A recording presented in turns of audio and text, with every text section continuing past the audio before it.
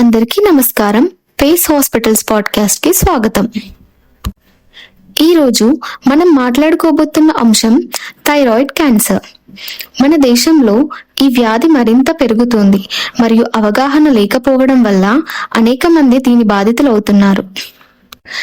Thyroid cancer కొన్నిసార్లు అస్పష్టమైన లక్షణాలను కలిగి ఉంటుంది, కాబట్టి ముందుగానే గుర్తించడం చాలా ముఖ్యమైనది. మంచి విషయం ఏమిటంటే థైరాయిడ్ క్యాన్సర్ను ముందుగానే గుర్తించి సమర్థమైన చికిత్స తీసుకుంటే పూర్తి స్థాయిలో నయం అవ్వచ్చు. ఈ ఎపిసోడ్లో థైరాయిడ్ క్యాన్సర్ కారణాలు, లక్షణాలు, నిర్ధారణ, చికిత్స విధానాలు మరియు నివారణ గురించి తెలుసుకుందాం. Doctor Ramesh Parimi, Pace hospitals hitech సిటీలో మాతో చర్చిస్తున్నందుకు ధన్యవాదాలు. శ్రోతలకు నమస్కారం. నేను doctor Ramesh Parimi, Pace hospital Madhapur నుంచి మాట్లాడుతున్నాను. డాక్టర్ రమేష్ పరిమి, థైరాయిడ్ గ్రంథి అంటే ఏమిటి? థైరాయిడ్ గ్లాండ్ అనేది ప్రతి మనిషిలో ఉంటుంది, ఆడ మగ పిల్లలు పెద్దవాళ్ళలో కూడా. ఈ గ్రంథి చాలా అవసరం. గ్లాండ్ అంటే గ్రంథి. థైరాయిడ్ గ్లాండ్ మనిషికి చాలా అవసరం. ఓవరాల్ గా కంప్లీట్ గా బాడీ డెవలప్మెంట్ కు, బుద్ధి డెవలప్మెంట్ కు, అంటే ఐక్యూ డెవలప్మెంట్ కు, శరీరం వృద్ధి చెందడానికి కూడా థైరాయిడ్ గ్లాండ్ అవసరము. ఎందుకంటే థైరాయిడ్ ఉత్పత్తి అయ్యే హార్మోన్స్ వల్ల బాడీ ప్రక్రియ, శరీరం యొక్క అభివృద్ధి, మెంటల్ హెల్త్ కూడా దాని మీద ఆధారపడి ఉంటుంది. సో డాక్టర్, థైరాయిడ్ గ్రంథులు ఎన్ని రకాలు? గ్రంథులు గ్లాండ్స్ రెండు రకాలు శరీరంలో. ఎక్సోక్రైన్ గ్లాండ్స్ అని, ఎండోక్రైన్ గ్లాండ్స్ అని విభజిస్తారు వాటిని. ఎక్సోక్రైన్ గ్లాండ్స్ అంటే ఈ గ్రంథులో ఉత్పత్తి అయ్యే ఎంజైమ్స్ అనండి, హార్మోన్స్ అనండి, ఏదైనా కానీ డైరెక్ట్ గా ఒక నాళం ద్వారా నోట్లో అనండి వేరే చోట, అంటే ఒక విసరాలు ఓపెన్ అవుతుంది అనమాట. ఏ గ్రంథికి అయితే ఒక నాళం ఉందో, డక్ట్, ఫర్ ఎగ్జాంపుల్ మీకు ఉమ్మి గురించి చెప్తాను. ఉమ్మి ఒక గ్రంథి నుంచి ఉత్పత్తి అవుతుంది. సెలైవరీ గ్లాండ్స్ అంటారు వాటిని, ఉమ్మి గ్రంథులు. అవి నోట్లో ఉండి సెలైవ ఉత్పత్తి అయి ఒక నాళం ద్వారా నోట్లోకి వచ్చి అది ఉంటుంది. అంటే సెలైవ, ఈ ఎంగిలి ఆర్ మీరు అంటారు కదా సెలైవాని మనము ఏమంటాము తెలుగులో కరెక్ట్ గా చెప్పాలంటే ఉమ్మి. ఈ ఉమ్మి గ్రంథులు ఉమ్మి ఉత్పత్తి చేయడం వల్ల, సెలైవా ఉత్పత్తి చేయడం వల్ల మాట ఈజీగా ఉంటుంది, నోరు ఎండుకుపోదు, ఆహారం కూడా మనము మంచిగా నమిలి జీర్ణం చేసుకోవచ్చు. సో దీనికి ఉపయోగపడుతుంది. అలాగే ఎక్సోక్రైన్ గ్లాండ్స్ అనేది వేరేవి కూడా ఉన్నాయి బాడీలో. అవి కూడా ఉత్పత్తి చేసే ఎంజైమ్స్, హార్మోన్స్ కడుపులోనండి పేగులోనండి, అవి పేగులోకి కడుపులోకి ఆ హార్మోన్స్, ఆ ఎంజైమ్స్ ను పంపిస్తాయి నాళాల ద్వారా.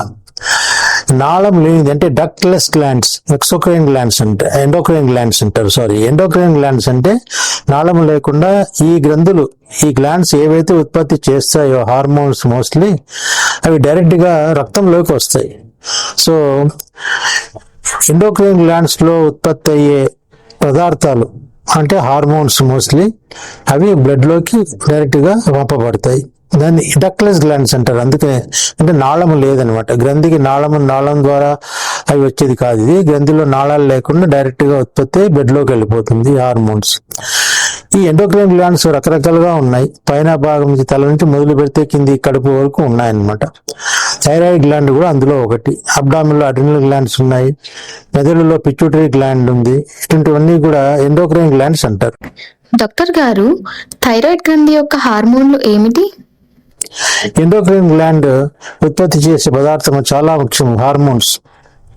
థైరాయిడ్ గ్లాండ్ గురించి మాట్లాడదలుచుకుంటే, థైరాయిడ్ ఉత్పత్తి చేసే హార్మోన్స్, థైరాయిడ్ హార్మోన్స్ ఎల్ట్రాక్సిన్ అంటారు. అంటే T4 T3 అనేది హార్మోన్స్ ఏవైతే ఉత్పత్తి అవుతాయో థైరాయిడ్ గ్లాండ్ లో, ఆ హార్మోన్స్, థైరాయిడ్ హార్మోన్స్ రెండు రకాలు, T3, T4. అవి చాలా ట్రైడోథైరిన్ అని, థైరాక్సిన్ అని, ఇవన్నీ కూడా శరీర అభివృద్ధికి చెప్పిన విధంగా ఉపయోగపడతాయి. బుద్ధి బలం కూడా వీటి వల్లనే ఉంటుంది.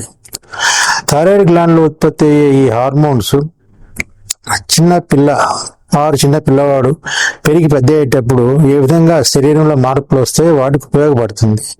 బాడీ టెంపరేచర్ అంటే ఉష్ణోగ్రత రెగ్యులేట్ చేయడానికి ఉపయోగపడుతుంది. కండరాలు పెరగడానికి, బుద్ధి పెరగడానికి, అంటే మెంటల్ డెవలప్మెంట్, ఐక్యూ డెవలప్మెంట్కి ఉపయోగపడుతుంది. సో థైరాయిడ్ గ్లాండ్ అనేది చాలా ముఖ్యం. ఈ థైరాయిడ్ గ్లాండ్ మన నెక్ మెడలో ఉందన్నమాట. మెడ యొక్క ఫ్రంట్ పోర్షన్, అంటే బయట మెదడు ముందు భాగం. ఫ్రంట్ పోర్షన్ అంటే ముందు భాగం, మెడ యొక్క ముందు భాగం. మన విండ్ పైప్ ఉంటుంది కదా, స్వరపేటిక, లారింగ్స్ అంటారు. ఇది లారింగ్స్. దీని కింద ఉండేది శ్వాసనాళం, ట్రెకియా అంటాం. సో ఈ స్వరపేటికను ఆనుకొని ట్రెకియా మీద, అంటే శ్వాసనాళం మీద ఉంటుంది. ఇది ఒక బటర్ఫ్లై షేప్ లో ఉంటుంది థైరాయిడ్ గ్లాండ్. అంటే రెండు భాగాలు ఉంటాయి. ఇది దీని కుడి వైపు రైట్ లోబని, దీని ఎడమ వైపు లెఫ్ట్ లోబని, మధ్యలో బ్రిడ్జ్ లా ఉంటుంది, ఇస్థమస్ అని అంటారు. సో థైరాయిడ్ గ్లాండ్ ప్రతి మనిషిలోను స్వరపేటిక దగ్గర విండ్ పైప్, అంటే శ్వాసనాళం పైన అనుకొని ఉంటుంది. ఈ గ్రంథి నేను చెప్పిన విధంగా రెండు భాగాలుగా ఉంటుంది. లెఫ్ట్ లోబ్, రైట్ లోబ్ అని. దానికి ఇస్థమస్, రెండింటి మధ్య ఉండే భాగాన్ని ఇస్థమస్ అంటారు. ఈ గ్రంథి ఉత్పత్తి చేసే హార్మోన్స్ చాలా మటుకు శరీర అభివృద్ధికి ఉపయోగపడతాయి. డాక్టర్ రమేష్ పరిమి, థైరాయిడ్ గ్రంథి సరిగ్గా పనిచేయకపోతే ఏం జరుగుతుంది? ఎప్పుడైతే థైరాయిడ్ గ్లాండ్ పనిచేయదో అప్పుడు మనకు హైపోథైరాయిడిజం అని, దానివల్ల సరిగా గ్రోత్ లేకపోవడం, మనిషి ఫిజికల్ గా పెరగకపోవడము, బుద్ధిమాంద్యము, ఇవన్నీ ఉంటాయి. థైరాయిడ్ గ్లాండ్ ఎక్కువగా ఉత్పత్తి చేసే అవకాశం కూడా ఉంటుంది. అటువంటిప్పుడు దాన్ని హైపర్ థైరాయిడిజం అంటాం. దానివల్ల కూడా చెడ్డ ఎఫెక్ట్స్ ఉంటాయి బాడీ మీద. సో థైరాక్సిన్ హార్మోన్ అనేది కరెక్ట్ తగు మాత్రంలోనే ఉత్పత్తి అవుతే శరీరానికి మంచిది. ఎక్కువ తక్కువలో థైరాయిడ్ ఉత్పత్తి వల్ల ఈ శరీరమే కాకుండా బుద్ధిబలం కూడా తగ్గిపోతుంది. సో క్రెటినిజం అనేది చిన్నపిల్లల్లో హైపోథైరాయిడిజం వల్ల వచ్చేది. తర్వాత పెద్దవాళ్ళలో మిక్సోడిమా అనేది ఈ రెండు విధాలుగా ఉంటుంది. థైరాయిడ్ హార్మోన్ తక్కువ అయితే, అదే థైరాయిడ్ హార్మోన్ ఎక్కువ అయితే పెద్దవాళ్ళలో ఎస్పెషల్లీ ఎక్సాప్టాల్మస్ అని, లేకపోతే గ్రేవ్స్ డిసీజ్ అని రకాలుగా ఉంటాయి. సో డాక్టర్, థైరాయిడ్ లో అసాధారణతలు ఎందుకు వస్తాయి? ఈ థైరాయిడ్ హార్మోన్ లో ఈ భేదం రావడానికి డైరెక్ట్ గా థైరాయిడ్ గ్లాండ్ లోనే ఏదైనా సమస్య ఉండొచ్చు, లేదా థైరాయిడ్ గ్లాండ్ కంట్రోల్ చేసే, అంటే థైరాక్సిన్, T3, T4 ఉత్పత్తి చేసే విధానాన్ని కంట్రోల్ చేసే గ్లాండ్స్ కూడా ఉంటాయి. పిట్యూటరీ గ్లాండ్ చాలా ముఖ్యమైనది, మెదడులో ఉంటుంది. అది దానివల్ల నుంచి వచ్చే థైరాయిడ్ స్టిమ్యులేటింగ్ హార్మోన్ అంట, TSH. ఆ హార్మోన్ వల్ల థైరాయిడ్ గ్లాండ్ స్టిమ్యులేట్ అయ్యి అది ప్రేరణ అనమాట. దానికి థైరాయిడ్ గ్లాండ్ కి ఒక ప్రేరణ ఈ TSH హార్మోన్ పిట్యూటరీలో ఉత్పత్తి దాన్ని బాగా పనిచేసేటట్టు చూస్తుంది థైరాయిడ్ గ్లాండ్. దీనివల్ల T3, T4 హార్మోన్స్ ఉత్పత్తి అవుతుంది. సో TSH హార్మోన్ ఏదైతే పిట్యూటరీ గ్లాండ్ లో ఉత్పత్తి అయిందో అది కూడా థైరాయిడ్ మీదనే యాక్ట్ చేస్తుంది. డాక్టర్ గారు, థైరాయిడ్ క్యాన్సర్ అంటే ఏమిటి? ఇప్పుడు ఈ రోజు మనకు సమస్య ఏంటంటే థైరాయిడ్ క్యాన్సర్లు. ఈ థైరాయిడ్ గ్లాండ్ లో క్యాన్సర్లు కూడా రావచ్చు. ఈ విధంగా హైపోథైరాయిడిజం తక్కువ పనిచేయడము, హైపర్ థైరాయిడిజం ఎక్కువ పనిచేయడమే కాకుండా థైరాయిడ్ క్యాన్సర్స్ కూడా ఉంటాయి. 1%-2% కేసులు హెడ్ అండ్ నెక్ క్యాన్సర్స్ లో థైరాయిడ్ క్యాన్సర్స్ అన్నమాట. 2% అనుకోవచ్చు. థైరాయిడ్ క్యాన్సర్ అనేది చాలా స్లోగా పెరిగే క్యాన్సర్. చాలా మటుకు అది పెద్దగా మనిషిని చంపే టైప్ ఆఫ్ క్యాన్సర్ కాదు, అంటే వెరీ అగ్రెసివ్ ట్యూమర్ లాగా కాదు. కానీ అప్పుడప్పుడు వీటిల్లో కూడా అగ్రెసివ్ ట్యూమర్స్ వస్తాయి. Doctor Ramesh Parimi, thyroid cancer ఎన్ని రకాలు?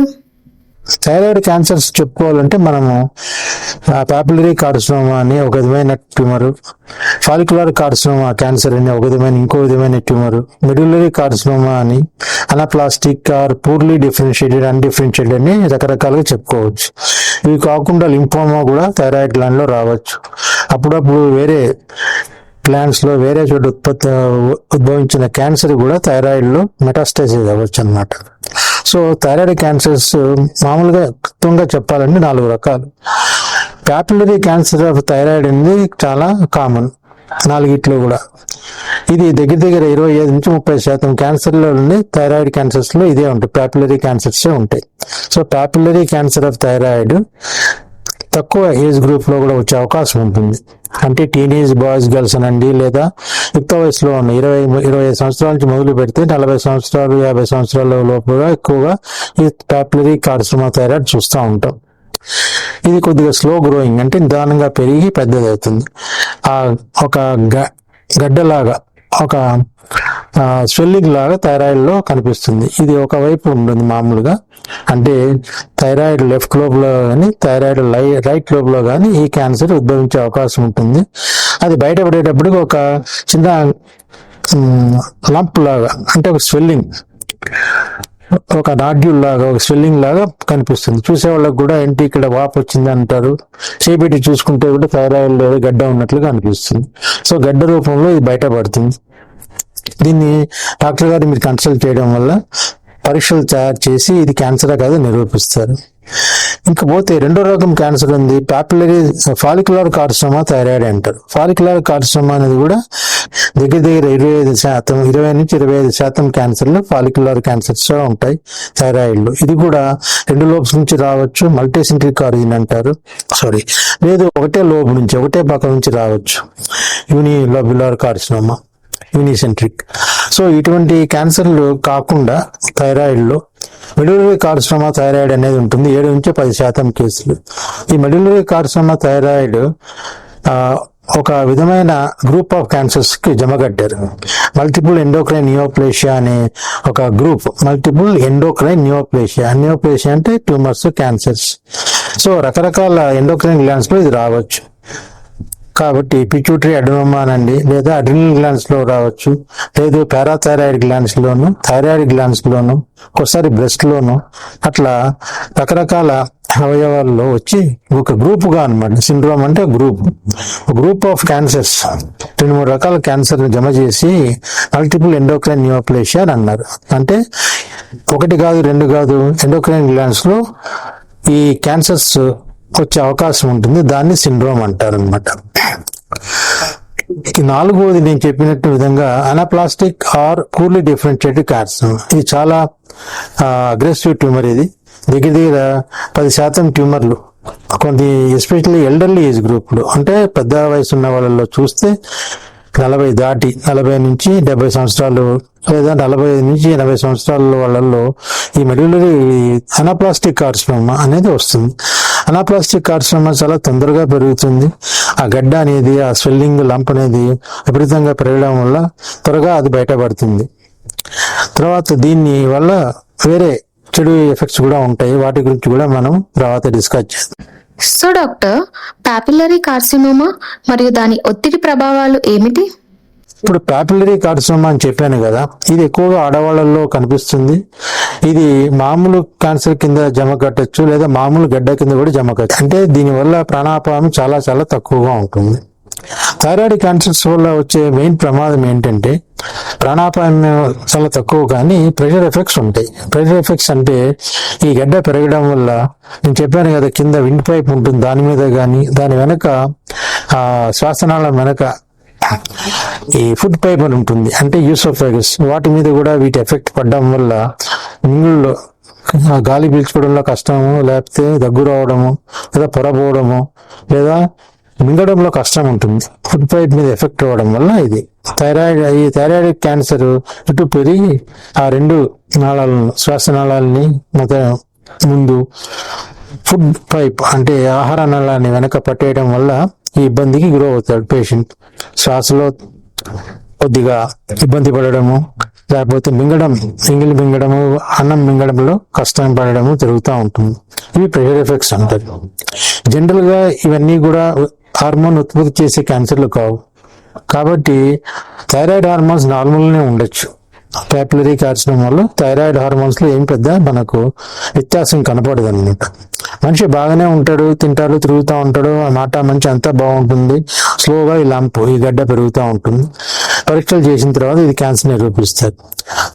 Doctor Ramesh Parimi, thyroid follicular carcinoma అంటే ఏమిటి? ఫాలిక్యులర్ క్యాన్సర్ అనేది నేను చెప్పిన విధంగా 2-3 చోట్ల రావచ్చు. ఒకటే సైడ్ రావచ్చు, లేదా రెండు లోబ్స్ కూడా రావచ్చు. కొన్ని సందర్భాల్లో మల్టీనాడ్యులర్ గాయిటర్ని మీరు వేరే వింటారు. థైరాయిడ్ గ్లాండ్ మొత్తం పెరుగుతుంది, రైట్ లెఫ్ట్ లోబ్ కూడా కొద్దిగా పెరిగినట్లు కనిపిస్తుంది. బటర్ఫ్లై షేప్ లో పెరగడం వల్ల వాటిల్లో ఆ బినైన్ మల్టీనాడ్యులర్ గాయిటర్, క్యాన్సర్ కాదు మల్టీనాడ్యులర్ గాయిటర్ లో అప్పుడప్పుడు ఫాలిక్యులర్ కార్సినోమా వచ్చే అవకాశం ఉంటుంది. అంటే మల్టీనాడ్యులర్ గాయిటర్ క్యాన్సర్ లోకి మారే అవకాశం ఉంటుంది, చాలా తక్కువ అవకాశం. కానీ ఫాలిక్యులర్ క్యాన్సర్ దానంతగా మొదలవచ్చు డినోవో, లేదా మల్టీనాడ్యులర్ గాయిటర్ లో కూడా క్యాన్సర్ గా మారే అవకాశం ఉంటుంది, ఎక్కువగా ఫాలిక్యులర్ క్యాన్సర్. ఒక థైరాయిడ్ క్యాన్సర్ లో చూస్తే మీకు సగం ఫాలిక్యులర్ టైపు, సగం పాపులరీ టైపు ఉండొచ్చు. మనం పరీక్ష చేస్తే దాన్ని హిస్టోపెథాలజీ అంటారు. అంటే ప్రిడామినెంట్ గా ఏది ఉంటే దాన్ని మనం ఆ క్యాన్సర్ కింద తీసుకుంటాం. డాక్టర్ గారు, థైరాయిడ్ మెడ్యులరీ కార్సినోమా అంటే ఏమిటి? ఇకపోతే మెడ్యులరీ కార్సినోమా అది కూడా గడ్డలాగా బయటపడి దానివల్ల కొద్దిగా ఇబ్బందులు గురయ్యే అవకాశం ఉంది. ప్రెషర్ ఎఫెక్ట్స్ కాకుండా వాటి వల్ల వచ్చే హార్మోన్, దీనివల్ల ఎముకలలో పటుత్వం లేకపోవడము, కాల్షియం అది పెరగడం దీంట్లో మన రక్తంలో, ఇటువంటి దానివల్ల కాల్షియం పెరగడం వల్ల దానివల్ల వచ్చే ఇబ్బందులు గురయ్యే అవకాశం ఉంటుంది మెడ్యులరీ కార్సినోమా. అదే కాకుండా నేను చెప్పిన విధంగా మెడ్యులరీ క్యాన్సర్ థైరాయిడ్ వేరే క్యాన్సర్ తో కూడా కలిసి రావచ్చు, పారాథైరాయిడ్ గ్లాండ్స్ లో రావచ్చు. సో ఈ మల్టిపుల్ ఎండోక్రైన్ నియోప్లాసియాలో ఇది ఒక భాగం అన్నమాట. So doctor, thyroid anaplastic carcinoma అంటే ఏమిటి? ఇకపోతే అనాప్లాస్టిక్ అనేది విపరీతంగా పెరిగి మనిషిని చాలా బాధ పెడుతుంది. ప్రెషర్ ఎఫెక్ట్స్ కాకుండా త్వరగా పెరిగి పక్కన వాటికి వ్యాపించి ప్రాణానికి అపాయం తెచ్చే అవకాశం ఉంటుంది. ప్రోగ్నోసిస్ అంటే దాని ట్రీట్మెంట్ తర్వాత కూడా అంత బాగా ఉండదు. ఏది anaplastic or poorly differentiated carcinoma అన్నమాట. Doctor Ramesh Parimi, thyroid cancer ను ఎలా నిర్ధారిస్తారు? సో జనరల్ గా మామూలుగా చెప్పాలంటే థైరాయిడ్ క్యాన్సర్స్ బాగానే ఉంటుంది. 10 ఏళ్ళు 20 ఏళ్ళు కూడా బతుకుతారు థైరాయిడ్ క్యాన్సర్ వచ్చిన వాళ్ళు. థైరాయిడ్ క్యాన్సర్ లో well differentiated, mild, moderately differentiated, తర్వాత పూర్లీ డిఫరెన్షియేటెడ్ ని రకాలు ఉంటాయి. ఒక పాపులరీ ఫాలిక్యులర్ క్యాన్సర్స్ తరచుగా చూస్తుంటాం కాబట్టి వీటిని మనము ఎక్స్రే చేసి దాని తర్వాత అల్ట్రాసౌండ్ స్కాన్ చేసి దాని తర్వాత FNAC, fine needle aspiration cytology చేసి దీన్ని క్యాన్సర్ లక్షణాలు ఉన్నాయా లేదా నిరూపించి దీన్ని మనం కనుగొనవచ్చు. ఇది పాపులరీ క్యాన్సర్, ఫాలిక్యులర్ క్యాన్సర్. మనం మామూలుగా క్లినికల్ గా పరీక్ష చేస్తే బెడ్ సైడ్ ఎగ్జామినేషన్ లో ఇది క్యాన్సరా కాదా అని కూడా అనుమానం రావచ్చు. అంటే అంత గట్టిగా హార్డ్ గా లేకుండా మామూలుగా ఉంటుంది, ఫోమ్ అన్నమాట. మామూలుగా క్యాన్సర్ గడ్డ కొద్దిగా గట్టిగా రాయిలాగా ఉంటుంది, హార్డ్. అది మనం అనాప్లాస్టిక్ క్యాన్సర్ లో తరచుగా చూస్తూ ఉంటాం. మెడ్యులరీ క్యాన్సర్ కూడా ఫామ్ గానే ఉంటుంది, హార్డ్ గా ఉండదు జనరల్ గా. డాక్టర్ గారు, థైరాయిడ్ క్యాన్సర్ ఎలా వ్యాప్తిస్తుంది? ఈ ప్రెషర్ ఎఫెక్ట్స్ కాకుండా చుట్టుపక్కల గ్లాండ్స్ కు ఇది స్ప్రెడ్ అయ్యే అవకాశం ఉంటుంది, అంటే పాకుతుంది. ఏం గ్లాండ్స్ అవి? లింఫ్ గ్లాండ్స్ అంటాం. లింఫ్ గ్లాండ్స్ అంటే మీ భాషలో గగ్గోడు అంటారు. గోరు చుట్టూ అయితే వేలికి చీమైతే చంకలో గడ్డ కడుతుంది, గగ్గోడు దిగింది అంటారు. కాలికి సెప్టిక్ అయితే గజ్జల్లో గడ్డలు కడతాయి కొన్ని రోజుల తర్వాత, 2-3 వారాల తర్వాత. వాటిని కూడా మీరు గగ్గోడు దిగింది అంటారు, అంటే కాల్లో ఉన్న చీమ అక్కడ చేరినట్టు అనమాట. ఈ లింఫ్ గ్లాండ్స్ అనేది థైరాయిడ్ క్యాన్సర్ గాని దాన్ని ఆ కణాలను పడతాయన్నమాట. దానివల్ల థైరాయిడ్ క్యాన్సర్ కణాలు అందులో డిపాజిట్ అవడం వల్ల లింఫ్ గ్లాండ్స్ కూడా పెరుగుతాయి.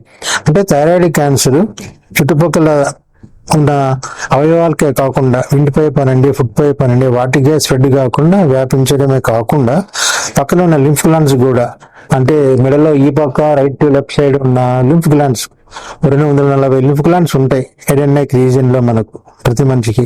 ఆ లింఫ్ గ్లాండ్స్ లో చేరి లింఫ్ గ్లాండ్స్ ఎన్లార్జ్ అయ్యే అవకాశం కనిపిస్తుంది. ఎక్కువగా పాపులరీ కార్సినోమాలో లింఫ్ నోడ్ మెటాస్టాసిస్, అంటే లింఫ్ నోడ్ స్ప్రెడ్ అయ్యే అవకాశం ఎక్కువగా కనిపిస్తుంది. దాదాపు 80-90% పాపులరీ కార్సినోమాస్ లింఫ్ గ్లాండ్స్ స్ప్రెడ్ అవుతాయి అన్నమాట. ఫాలిక్యులర్ క్యాన్సర్స్ కూడా అదే విధంగా 50-60% లింఫ్ గ్లాండ్స్ స్ప్రెడ్ అవుతాయి. ఇకపోతే బ్లడ్ స్ప్రెడ్ కూడా ఉంటుంది. రక్తంలో ప్రవేశించి కణాలు వేరే చోట మెటాస్టేజ్ అవడం, అంటే వ్యాపించండి, స్టేజ్ 4 లెవెల్కి పోయే అవకాశం ఉంటుంది. ఎక్కువగా ఇది మనము ఫాలిక్యులర్ క్యాన్సర్ లో రేర్ ఎముకల్లో చేరి బోన్ మెటాస్టాసిస్. ఫాలిక్యులర్ క్యాన్సర్ యొక్క లక్షణం ఏంటంటే లింఫ్ గ్లాండ్స్ లోనే కాకుండా చుట్టుపక్కల ఉన్న అవయవాలు, దట్ ఈస్ ఫుడ్ పైప్, శ్వాసనాళమే కాకుండా బ్లడ్ లో చేరి బోన్స్ లో ఎముకలో డిపాజిట్ అయ్యే అవకాశం ఉంటుంది. So follicular cancer of thyroid can spread by blood to bones తరచుగా కనిపిస్తూ ఉంటుంది. లంగ్స్ లో కూడా స్ప్రెడ్ అయ్యే అవకాశం ఉంటుంది. ఛాతీలో ఉన్న లింఫ్ గ్లాండ్స్ లో కూడా స్ప్రెడ్ అయ్యే అవకాశం ఉంటుంది. 2 క్యాన్సర్స్ లో కూడా. Anaplastic or poorly differentiated cancer windpipe ను ఫుడ్ పైప్ ను పట్టుకోవడమే కాకుండా లింఫ్ గ్లాండ్స్ లో స్ప్రెడ్ అవడమే కాకుండా పక్కన ఉన్న రక్తనాళాలను కూడా పట్టేయచ్చు. క్యారోటిడ్ వెజల్స్ అంటారు. క్యారోటిడ్ షీత్ ఇన్ఫిల్ట్రేట్ చేసి క్యారోటిడ్ బ్లడ్ వెజల్స్ ని పట్టి బ్రెయిన్ కి బ్లడ్ సప్లై కూడా సరిగా అందకుండా చేసే అవకాశం ఉంటుంది. ఈ క్యాన్సర్ కూడా బ్లడ్ స్ప్రెడ్ వల్ల అన్ని అవయవాలకు లంగ్స్, బ్రెయిన్, బోన్స్, ఒక్కోసారి చాలా అరుదుగా లివర్ కు స్ప్రెడ్ అయ్యే అవకాశం ఉంటుంది అన్నమాట. సో ఎక్స్టెన్సివ్ డిసీజ్ చాలా స్ప్రెడ్ అవ్వడము మీరు ఈ అనాప్లాస్టిక్ కార్సినోమాలో చూస్తూ ఉంటాం. ఇది సాధారణంగా ఈ క్యాన్సర్ యొక్క లక్షణాలు. సో థైరాయిడ్ క్యాన్సర్ మనము డయాగ్నోస్ చేసినప్పుడు డాక్టర్ గారు మీ పేషెంట్ విషయంలో అది ఏ టైప్ ఆఫ్ క్యాన్సర్ తెలుసుకొని దాని ట్రీట్మెంట్ వారు చెప్తారు. సో డాక్టర్, థైరాయిడ్ క్యాన్సర్ కు చికిత్స ఏమిటి? జనరల్ గా thyroid cancer treatment surgery. Solid tumours కి ఎక్కువగా సర్జరీ ఉపయోగిస్తాం కాబట్టి థైరాయిడ్ క్యాన్సర్ కూడా సాలిడ్ ట్యూమరే. దానికి కూడా సర్జరీ మంచి ట్రీట్మెంట్. దీన్నే మనం టోటల్ థైరాయిడెక్టమీ అంటాం. నేను చెప్పిన విధంగా లింఫ్ గ్లాండ్స్ కూడా స్ప్రెడ్ అయ్యే అవకాశం ఎక్కువగా ఉంటుంది కాబట్టి ఈ థైరాయిడెక్టమీతో పాటు రైట్ అండ్ లెఫ్ట్ లోబ్ మొత్తం థైరాయిడ్ తీసేస్తే దాంతో పాటు లింఫ్ గ్లాండ్స్ ని కూడా తీసేస్తాం. ఈ లింఫ్ గ్లాండ్స్ 2 పక్కల ఉంటాయి. దాన్నే మా భాషలో యాంటీరో లేటరల్ లింఫ్ నోడ్ డైసెక్షన్ అంటారు. సో టోటల్ థైరాయిడెక్టమీ దాంతో పాటు లింఫ్ గ్లాండ్ ఎక్సిషన్, ఆ లింఫ్ గ్లాండ్స్ తీసేయడంలో మెడలో ఆ ఆపరేషన్ స్టాండర్డ్ ఆపరేషన్ అన్నమాట. థైరాయిడ్ క్యాన్సర్ ఫాలిక్యులర్ అనండి, పాపులరీ అనండి, అనాప్లాస్టిక్ అనండి, దేనికైనా కానీ ఈ ప్రక్రియ చేయాల్సి ఉంటుంది. వీటితో పాటు దీని తర్వాత పోస్ట్ ఆపరేటివ్ గా పేషెంట్ ఎవాల్యుయేట్ చేసి అవసరం ఉంటే సిటీ స్కాన్ అవి చేసి దాన్ని బట్టి రేడియో యాక్టివ్ ఐడిన్ థెరపీ కూడా ఇస్తారన్నమాట. డాక్టర్ రమేష్ పరిమి, థైరాయిడ్ సప్లిమెంట్లను ఎందుకు ఇస్తారు? థైరాయిడ్ పూర్తి తీసిన తర్వాత నేచురల్లీ ఆ మనిషికి థైరాక్స్ హార్మోన్ ఉంది కాబట్టి 1 నెల 2 నెలల తర్వాత ట్రీట్మెంట్ కంప్లీట్ అయిన తర్వాత అతనికి థైరాయిడ్ హార్మోన్ నుంచి ఇవ్వాల్సి ఉంటుంది. టాబ్లెట్స్ వేసుకోవాల్సిన అవసరం ఉంటుంది వాళ్ళు. సో ఈ థైరాయిడ్ టాబ్లెట్ స్టార్ట్ చేసే ముందు ఫస్ట్ TSH సప్రెషన్ చూస్తారు. 1 నెల వరకు ఏమి ఇవ్వకుండా 2-3 వారాల వరకు. దాని తర్వాత TSH లెవెల్స్ చూసి అవసరం ఉంటే ఐడిన్ స్కాన్ చేసి ఇంకెక్కడా క్యాన్సర్ లేదంటే థైరాక్సిన్ ట్రీట్మెంట్ స్టార్ట్ చేస్తారన్నమాట. డాక్టర్ గారు, థైరాయిడ్ క్యాన్సర్ లో రేడియేషన్ చికిత్స పాత్ర ఏమిటి? సో ఈ థైరాయిడ్ సర్జరీ చేసేటప్పుడు కొద్దిగా జాగ్రత్తలు వహించాల్సి ఉంటుంది. ఏంటంటే అక్కడ నుంచి స్వరపేటికకు వెళ్లే నరాలు ఉంటాయి, లెరింజియల్ నర్వ్స్ అంటారు. వాటిని మనము ప్రొటెక్ట్ చేస్తూ దెబ్బతినకుండా థైరాయిడ్ సర్జరీ చేయవలసి ఉంటుంది. ఆ నరువు దెబ్బతిన్నా దాన్ని మనం లాగడం, గుంజడంలో పొరపాటున అది ఏమన్నా అయినా అప్పుడు వాయిస్ అంటే స్వరం సరిగా ఉండదు. Husky voice, hoarseness of voice ఉంటుంది. 2 నర్వ్స్ డ్యామేజ్ కాకుండా చూడడం చాలా ముఖ్యం. ఒక నరువు బై ఛాన్స్ డ్యామేజ్ అయినా, ట్యూమర్లో ఇరుక్కోపోయినా ఇంకొక నరువు ఉన్నా సేఫ్ గార్డ్ చేసినా పర్వాలేదు. సో మొట్టమొదటిగా మనం నర్వ్స్ ని ప్రొటెక్ట్ చేస్తూ తర్వాత థైరాయిడెక్టమీ చేస్తారు సర్జన్స్, ఆంకో సర్జన్స్ ఎస్పెషల్లీ. వీటిలో నైపుణ్యం ఉన్న వాళ్ళు, అనుభవం ఉన్న డాక్టర్లు. సో సర్జరీ ఇది మెయిన్ ట్రీట్మెంట్. సర్జరీతో పాటు అవసరం ఉంటే దీనికి రేడియో యాక్టివ్ ఐడిన్ థెరపీ ఇస్తారన్నమాట. మామూలుగా వేరే క్యాన్సర్స్ తో ఇచ్చినట్టు కీమోథెరపీ లేదా radiotherapy, external beam radiotherapy general గా ఈ థైరాయిడ్ క్యాన్సర్ కు అంతగా ఉపయోగపడదు. సో ట్రీట్మెంట్ చాలా తక్కువగా ఉంటుంది. సర్జరీ ఫాలోడ్ బై అవసరాన్ని బట్టి థైరాయిడ్ స్కాన్ చేసిన తర్వాత రేడియో యాక్టివ్ ఐడిన్ థెరపీ ఇస్తారు. సో డాక్టర్, థైరాయిడ్ క్యాన్సర్ చికిత్స తర్వాత ఫాలో అప్ ఎప్పుడు చేసుకోవాలి? ట్రీట్మెంట్ అయిన తర్వాత పేషెంట్ ఫస్ట్ సంవత్సరము 2-3 నెలలకు ఒకసారి రావడము, తర్వాత 2వ సంవత్సరంలో కూడా 4 నెలలకు ఒకసారి రావడము, 3వ సంవత్సరం నుంచి 6 నెలలకు ఒకసారి, 4 సంవత్సరాల తర్వాత సంవత్సరానికి ఒకసారి వచ్చి చూపించుకోవడం చాలా ముఖ్యం. అల్ట్రాసౌండ్ స్కాన్ అండి వేరే విధంగా స్కాన్ చేసి డాక్టర్ గారు చూస్తారు. అవసరం ఉంటే పెట్ స్కాన్, అవసరం ఉంటే పర్టెక్నెట్ స్కాన్ లేదా రేడియో యాక్టివ్ ఐడిన్ స్కాన్ చేసి ఇంకెక్కడన్నా ఈ ట్యూమర్ పాకిందా, వచ్చిందా అని నిర్ధారణ చేసి పేషెంట్కి ఎటువంటి అపాయం లేదా ఉందా అని నిర్ధారణ చేస్తారు. డాక్టర్ రమేష్ పరిమి, చివరి ప్రశ్న, థైరాయిడ్ క్యాన్సర్ ఎందుకు వస్తుంది మరియు ఎవరికి వస్తుంది? థైరాయిడ్ క్యాన్సర్ ఎందుకు వస్తుంది అని కారణం చెప్పడం కష్టము. లైక్ సిగరెట్ స్మోకింగ్, టొబాకో వల్ల వచ్చే నోటి క్యాన్సర్స్ లాగా కాదు ఇది. ఇది చిన్నప్పుడు ఎవరైనా అవసరం ఉండి లింఫోమా నుండి వేరే ఏదైనా క్యాన్సర్ ఉండి చిన్నపిల్లలు చిన్న వయసులో ఒకవేళ రేడియోథెరపీ ఇస్తే ఆ రేడియోథెరపీ ఎఫెక్ట్ వల్ల ఫ్యూచర్లో 10, 12, 15, 20 సంవత్సరాల తర్వాత థైరాయిడ్ క్యాన్సర్ వచ్చే అవకాశం ఉంటుంది. ఫర్ ఎగ్జాంపుల్ ఒక 10 ఏళ్ళ పిల్లవాడికి కానీ పిల్లకి కానీ అన్ఫార్చునేట్లీ దురదృష్టవశాత్తు లింఫోమా వచ్చింది అనుకోండి, కీమోథెరపీ ఇస్తూ లింఫోమాతో పాటు అవసరం ఉంటే ట్రంకేటెడ్ రేడియోథెరపీ కూడా ఇస్తారు. ఆ రేడియోథెరపీ ఎఫెక్ట్ వల్ల థైరాయిడ్ క్యాన్సర్ ఫ్యూచర్లో వచ్చే అవకాశం ఉంటుంది. లేదు వేరే ఎక్కడన్నా ట్యూమర్ ఉండి దానికి ఓన్ ట్యూమర్ అని అటువంటి వాటికి కూడా రేడియోథెరపీ ఇచ్చినట్లయితే వాటి వల్ల కూడా ఫ్యూచర్లో 15 నుంచి 20 సంవత్సరాల తర్వాత థైరాయిడ్ క్యాన్సర్ వచ్చే అవకాశం ఉంటుంది. అంటే సెకండ్ మ్యాలిగ్నెన్సీ అనమాట. So radiation is the main cause for exposure to radiation, high energy rays. దానివల్ల వచ్చే క్యాన్సర్లో ఇది ఒకటి. వేరే కారణాలు ఏమీ లేవు. Multinodular goitre, involution hyperplasia cycle అంటారు. థైరాయిడ్ గ్లాండ్ పెరిగి తగ్గడం వల్ల వచ్చే నాడ్యూల్స్ గడ్డలుగా ఉంటుంది థైరాయిడ్ లో. దాంట్లో ఒక్కొక్కప్పుడు ఈ హైపర్ప్లేసియా వల్ల అనప్లేసియా వచ్చి క్యాన్సర్ గా వచ్చే ఆస్కారం ఉంది. దాన్నే మనము follicular cancer arising in multinodular goitre అని అంటాం. సో ఇది బ్రీఫ్ గా ఇన్ జనరల్ థైరాయిడ్ క్యాన్సర్ చెప్పాలంటే ఇది. థైరాయిడ్ క్యాన్సర్ గురించి మా ప్రేక్షకులకు ఎంతో విలువైన సమాచారం అందించినందుకు డాక్టర్ రమేష్ పరిమి గారికి హృదయపూర్వక ధన్యవాదాలు. ఈ సమాచారం మా ప్రేక్షకులకు తప్పకుండా ఉపయోగపడుతుందని ఆశిస్తున్నాము.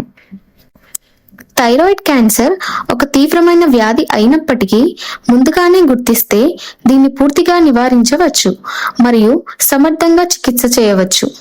తక్కువ శక్తితో ఉన్న లేదా పెద్ద వయసు ఉన్న వ్యక్తులు లేదా కుటుంబంలో థైరాయిడ్ క్యాన్సర్ చరిత్ర ఉన్నవారు తప్పనిసరిగా స్క్రీనింగ్ చేయించుకోవాలి.